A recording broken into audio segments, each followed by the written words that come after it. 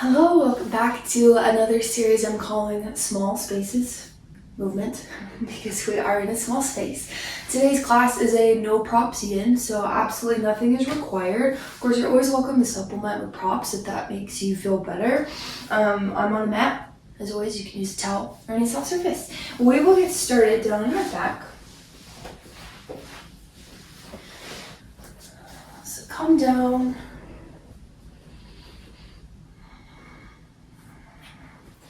We'll start in a half Shavasana, Ardha Shavasana.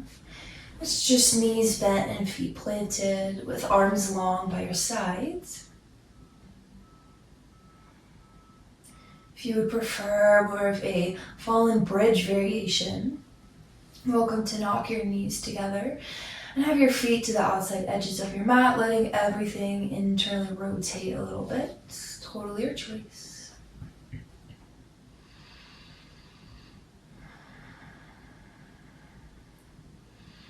We'll take 2 rounds of breath together to settle into our space. Inhale through your nose. Exhale through your mouth.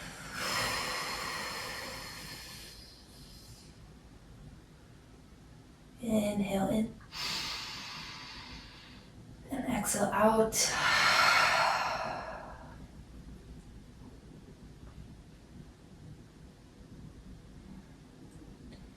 Use your next few breaths to continue to soften into your mat, starting to bear witness to your body and your movement, or lack thereof. You are never expected to settle into stillness in a posture right away, especially with yin when we're holding for about 4 to 5 minutes.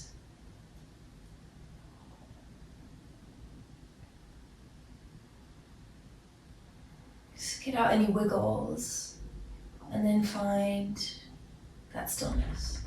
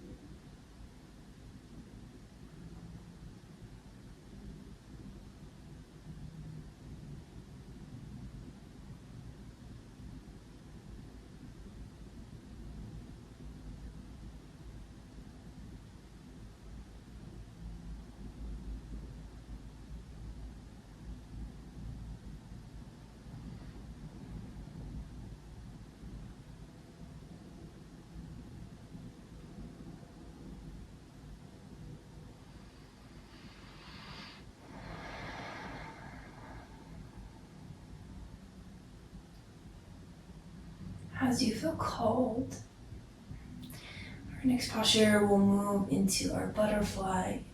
Take the soles of your feet together, let your knees fall out wide.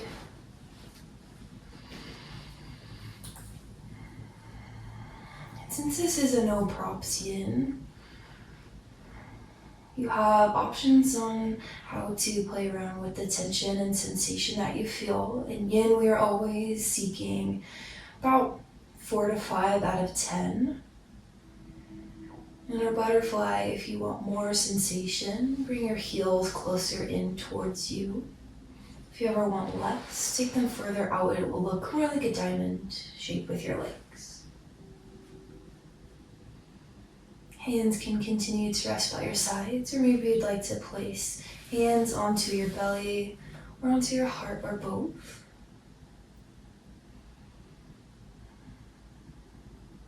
Take those moments to wiggle around, get comfortable, and start to settle in.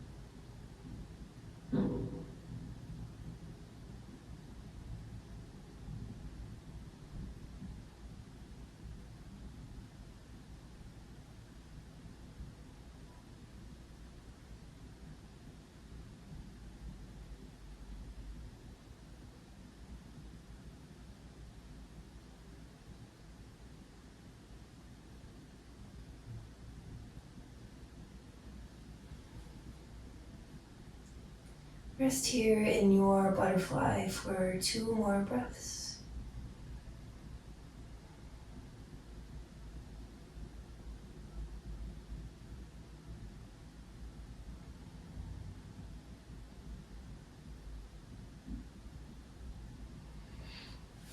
And then slowly start to bring your knees together to touch. And maybe wrap them in towards your chest just for a moment. Allowing any achiness, tenderness to have its moment. Knowing that it will subside rather quickly. Yin is a practice we feel in the moment rather than the next day. From here, send your legs over to one side, coming into a supported fetal pose.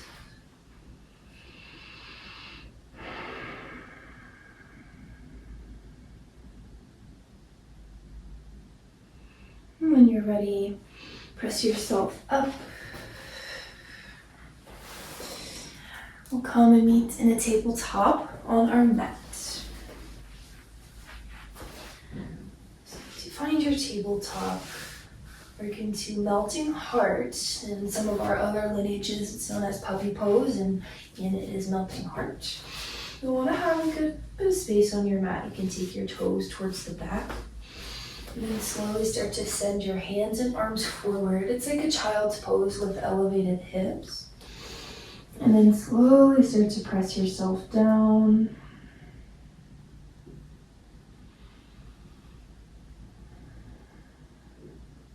A lot of the time I hear people in classes saying that your hips need to be right stacked over your knees.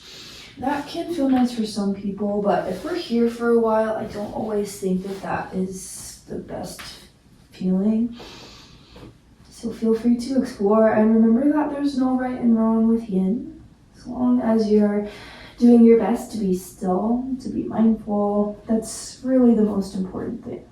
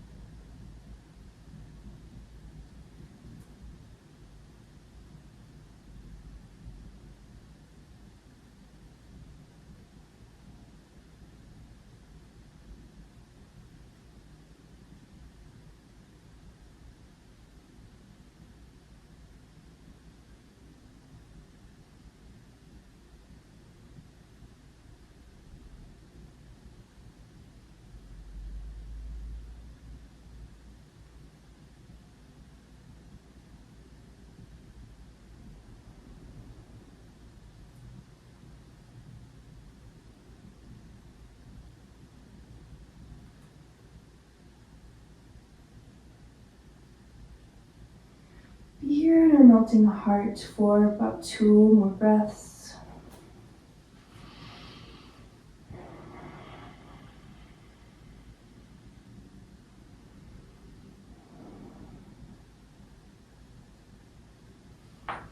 As you're ready, very slowly and very carefully, press up to a tabletop.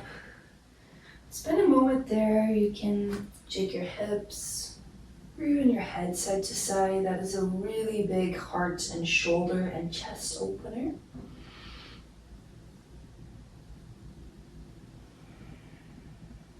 And if you'd like, you can even come off of your wrists for a moment, sitting back onto your heels.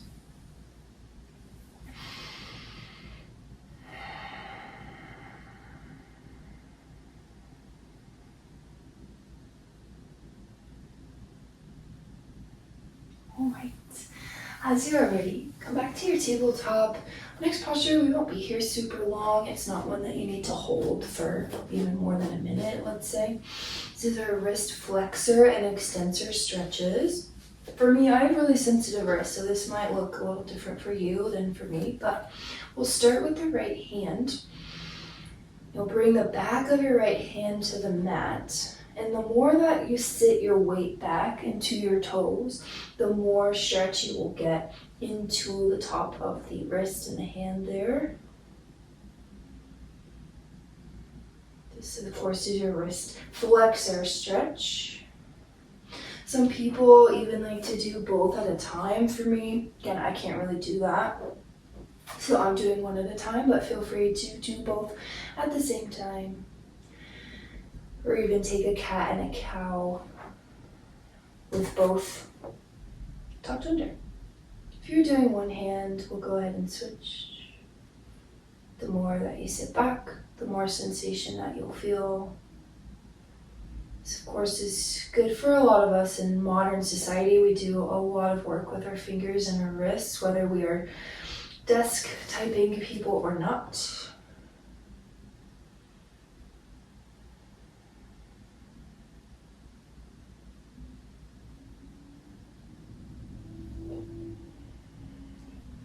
Whether you've done both together or one at a time, bring both hands back to the mat. Take a breath.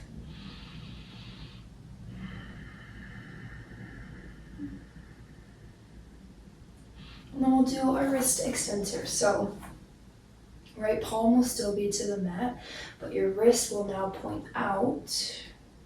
Same thing as our last one. The further you sit back, the more sensation you'll feel into the wrist or even the forearm there.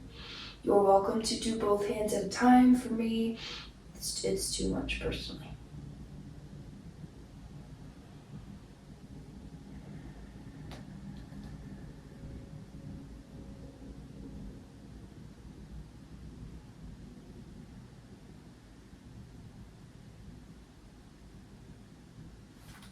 As I mentioned with this one, you really don't need to stay too long. If you're doing one hand at a time, we'll switch it out.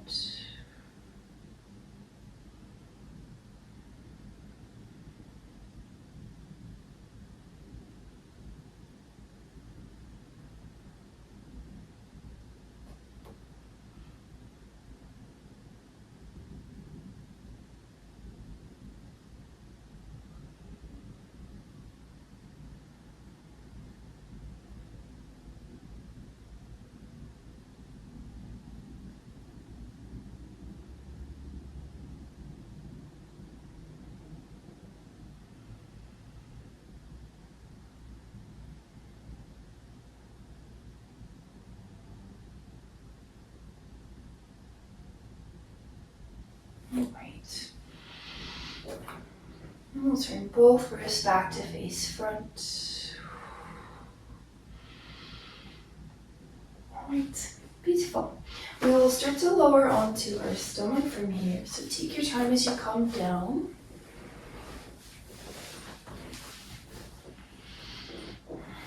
And bring your arms to stack out in front of you. Your forearms are a wonderful place for you to rest your head. We'll do a couple of things here on our stomach, starting with our half frog. we'll start with the left this time. Left leg will come out to the side of your mat. You can keep your forehead down, or you can take one cheek to the mat if you'd like. I have headphones on, so that won't feel good for me, but you are welcome to do that.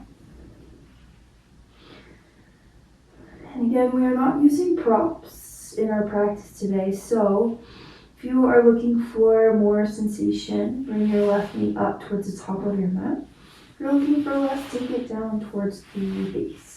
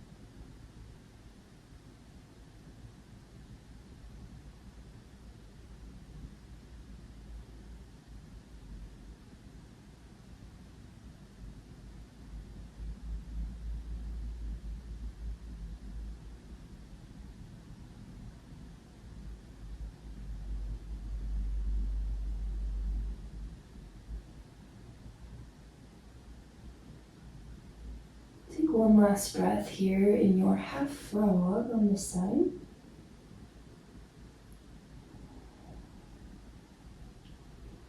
And keep your knee where it is. We'll move into a second posture from our half frog, still on the left.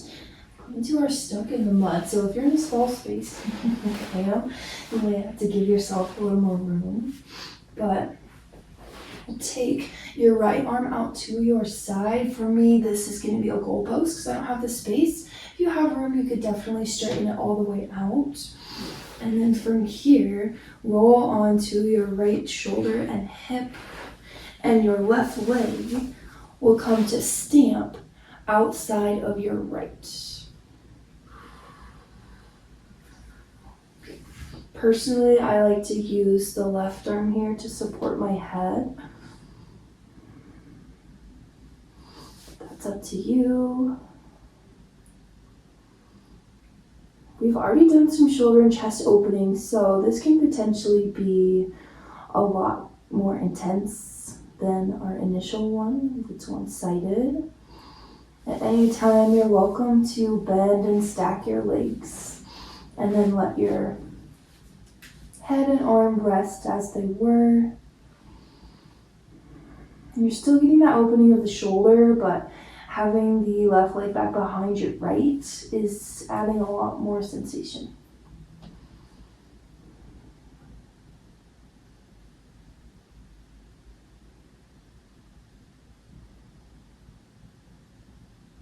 And of course, you're never held to your first choice.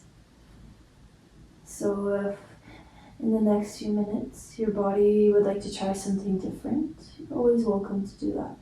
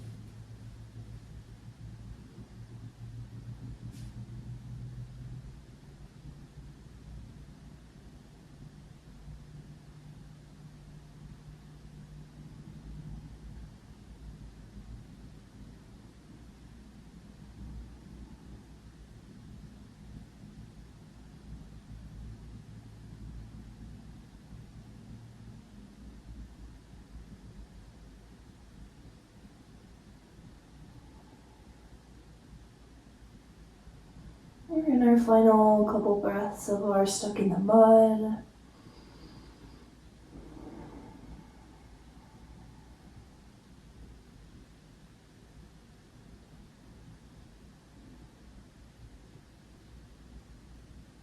In your own time, no matter what variation you've chosen, softly start to roll back to your stomach.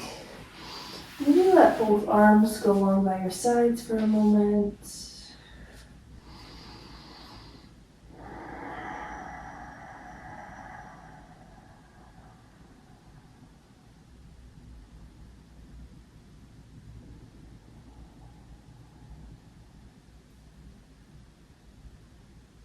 Alright, we'll move into our second side, starting with our half frog, so the arms can come stack out in front of you once again.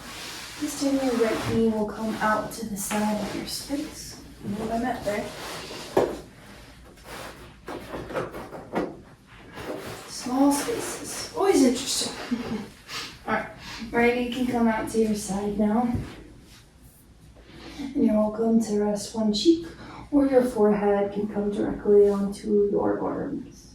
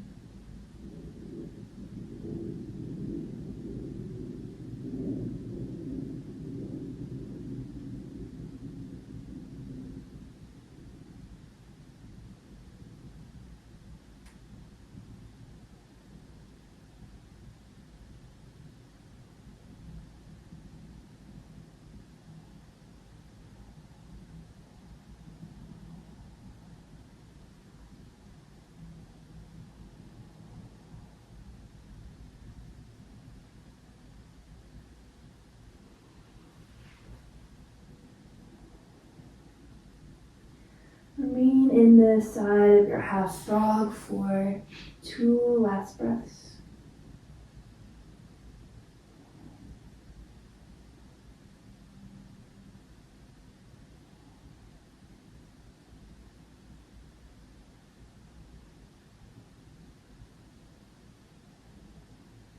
And as you're ready, we'll slowly move into our stuck in the mud on this side. So for me here, I do have the ability to straighten my arm out. You can always go back to your goal post. Especially when you're working with not a lot of space, you can always feel free to be creative. Personally, I like the right hand on this side to hold my head. And then you're welcome to start opening your foot and leg to go behind. behind your left leg here. This is a lot of sensation. It is a very deep shoulder opener. We've already done a good bit. So if you remember from your first side, you're welcome to bend your knees and stack your legs. Still getting that big opening of the chest and shoulder, but without quite as much of that sensation. We're looking for a 4 to 5 out of 10.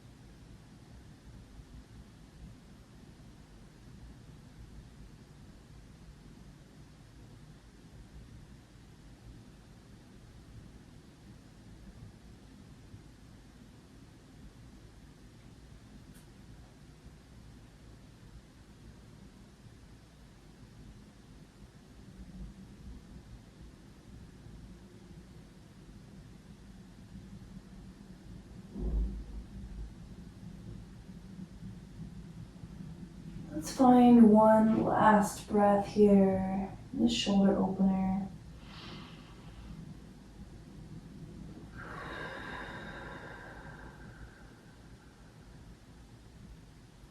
No matter how you've been holding yourself, slowly start to roll back to belly down. Take a moment, let your arms release by your sides.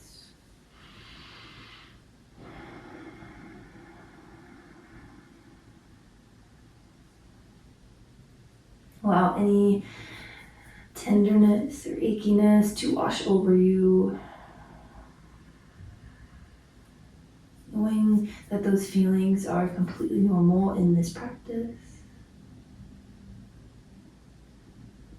As you're ready, plant your hands underneath your shoulders and carefully start to press yourself back to a tabletop.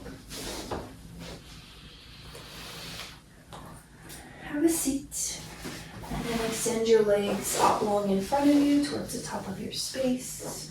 We will meet on our back once again, so as you lower down, make sure you have enough space for yourself. Alright, last thing we'll do here in our back before our final Shavasana will be a little supine twist variation. So start with your knees bent, feet planted on the mat. Slowly tip your knees over to the left. Now, this is called cat pulling its tail. You'll slowly shift your legs so the right leg comes past, closer to that left side. The left leg will slide underneath you, and the right hand has the option to reach for your left toes here. So it's supine twist with a little added piece to it. Again, cat pulling its tail. If it doesn't feel great for you today to hold the foot, you absolutely do not have to. If it would feel better for you to keep the leg stacked to one side, you're welcome to do that as well. The shapes will always look a little different for each of us. There's not a right and a wrong. There's no hierarchy. Yin is about finding stillness, particularly with how quickly our lives move these days. Makes these times of rest all the more important, although can make them very challenging. But that's part of the gift. How can we continue to show up for ourselves, to nurture ourselves when life requires a lot of energy and attention from us? Here's the space where you can let go of those shoulds and the ego, come and just exist.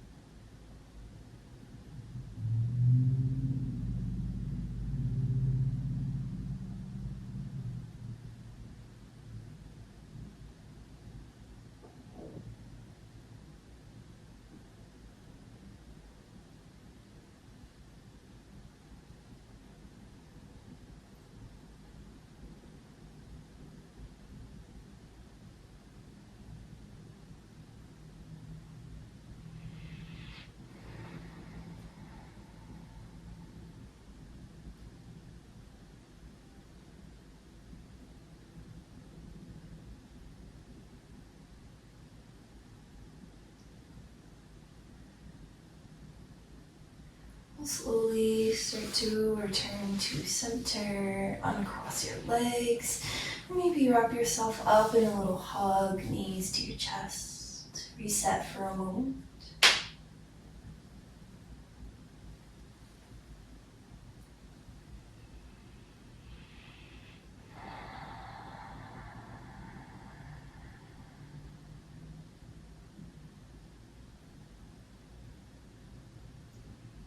Alright.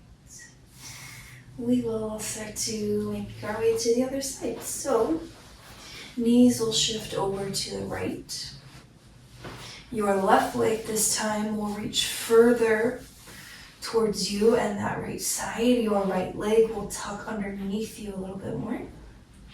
And you're welcome to capture and hold your right foot with your left hand. Remember that you have options and choices to make this posture feel good for you.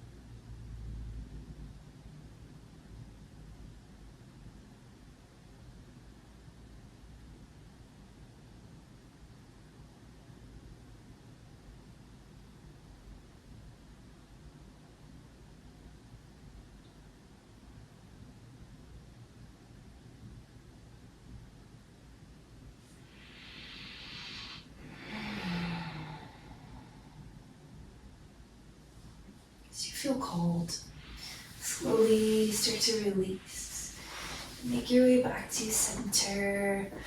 Welcome to wrap your hug your knees into your chest once again.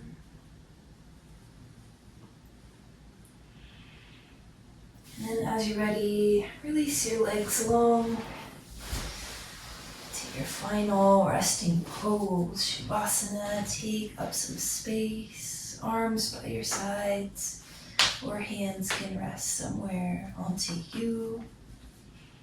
Allow these last few minutes to bring you peace and rest, because that's absolutely something that we all deserve.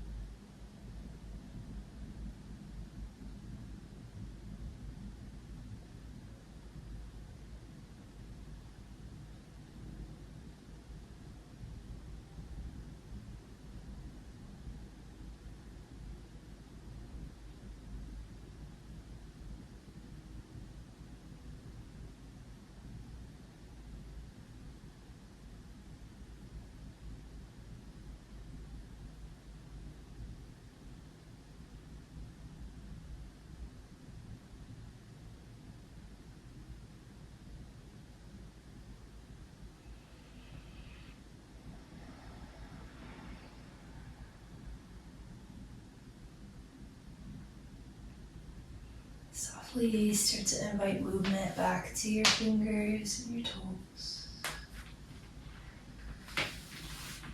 Maybe finding the full body stretch, a yawn, a sigh.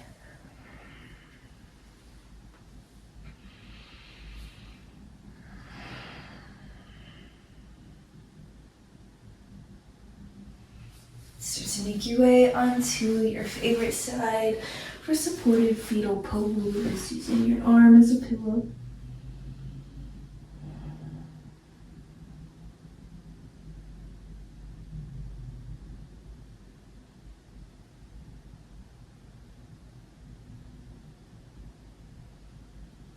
Ready. Press yourself up back to your seat.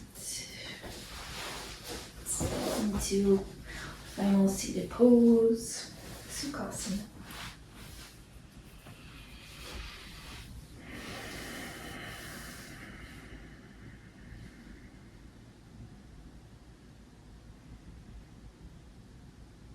Notice any shifts in your mood, how your body feels, how you feel mentally, even the pace of the world around you.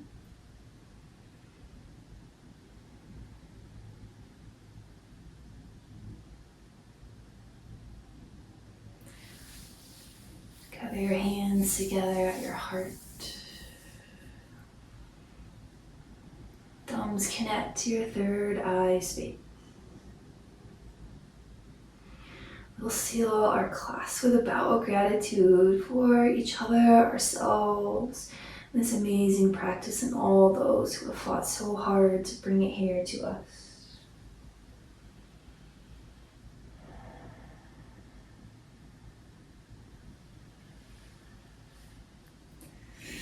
Thank you so much for joining me for another Small Spaces movement class. My name is Emily, and I hope to see you sometime soon. See you later.